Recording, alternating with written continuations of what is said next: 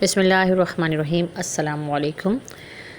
آج جو میں ویڈیو بنا رہی ہوں اس کا مقصد یہ ہے کہ جو میرے اسٹوڈنٹس پریشان ہوئے ہیں کہ اردو کا جو ابھی پیپر آئے گا جو اس اسسمنٹ کا، اس میں کون کون سی چیزیں شامل ہوں گی، کون کون سے کوسچن ہوں گے، کون سے اسائنمنٹ کے کوسچن ہوں گے، کون سے جملے ہوں گے اور کون سے ایسے اور کون سے خطوط ہوں گے، تو میں نے ایک ویڈیو بنائی ہے، آپ اس کو دیکھ لیجئے، آپ کو ہیلپ ملے گی۔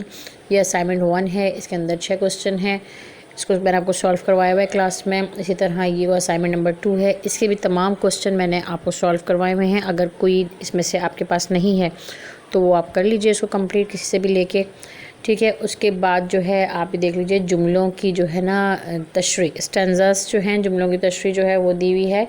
تو اس میں نے جو چیپٹرز ہیں 1 سے لے کے 8 تک، 1 سے لے کے 8 تک کے جو بہت اہم مجھے لگ رہے تھے، جو آپ مطلب تھوڑا گیس کرنا مشکل ہوں گے، وہ باقی جو ایکسرسائز میں ہے وہ اس کے علاوہ ہیں، تو ان کو بھی آپ دیکھ لیجئے گا۔ تو جملوں کی اگر آپ وضاحت کر رہے ہیں تو اس کو تھوڑا سا میں آپ کو گائیڈ کر دوں کہ اس کو آپ کس طرح کریں گے۔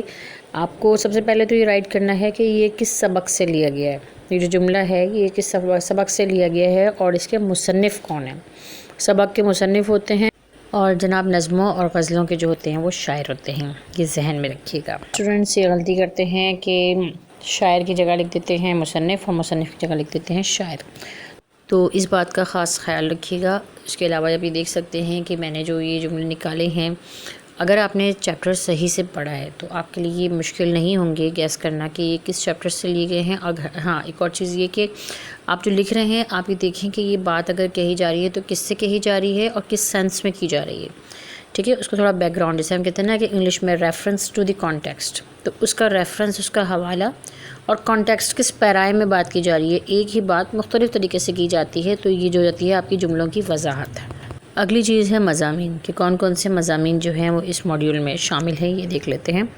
سارے ایک جگہ کر دی ہیں تاکہ اگر کسی کے پاس کوئی نہ ہو تو اس کو پلیز آپ اس کو اپنے پاس لکھ لیں، اس کو یاد کر لیں جو آپ کے سامنے لکھے ہوئے ہیں۔ اچھا، اس میں سے کچھ ایسے اس طرح کے بھی ہیں جو کہ مضمون ایک ہی ہے لیکن اس کے ٹاپک، اس کے عنوان ڈیفرنٹ ہو سکتے ہیں، جیسے کہ سیرت نبی، اس کی جگہ اگر ہم دے دیں اخلاق نبی صلی اللہ علیہ وسلم یا اسوہ حسنہ، تو جو ہے آپ وہ بھی لکھ سکتے ہیں۔ اگر میں وزیر تعلیم ہوتا یہ تو خیر ایک ہی ہے، محنت کی عظمت یا ہمت کرے انسان تو کیا ہو نہیں سکتا، یہ بھی ایک ہی طرح کا ایسے ہے۔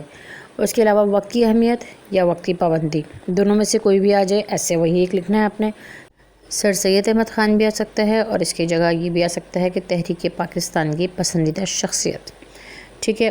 اس کے علاوہ اتحاد میں برکت، اتفاق میں برکت، قومی یکجہتی، ایک ہی طرح کی چیز ہیں، ٹھیک ہے۔ اس کے علاوہ جو ہے میری پسندیدہ شخصیت، وہ اوپر سر سید احمد خان کا بھی لکھ سکتے ہیں، اور آپ نے علامہ اقبال کا اگر یاد کیا ہوا ہے تو وہ بھی لکھ سکتے ہیں، اور پسندیدہ شاعر بھی لکھ سکتے ہیں۔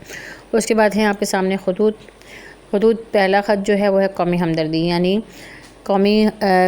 کسی سماجی شخصیت کا حوالہ دیتے ہوئے قومی ہمدردی کی اہمیت کو اجاگر کریں، ایک یہ ہے، اور دوسرا یہ کہ اپنے دوست کو خط لکھیں جس میں بتائیں کہ نظریہ پاکستان کے تحفظ کے لیے ہمیں کیا کرنا چاہیے، ٹھیک ہے۔ تو یہ 2 خطوط ہیں، ان کو بھی یاد کر لیجیے گا۔ امید ہے کہ یہ آپ کو تمام چیزیں سمجھ میں آ گئی ہوں گی، اچھے طریقے سے آپ کو پتہ چل گیا ہوگا۔ کوئی بھی کیوری ہو آپ کی تو آپ مجھ سے پوچھ سکتے ہیں، ٹھیک ہے۔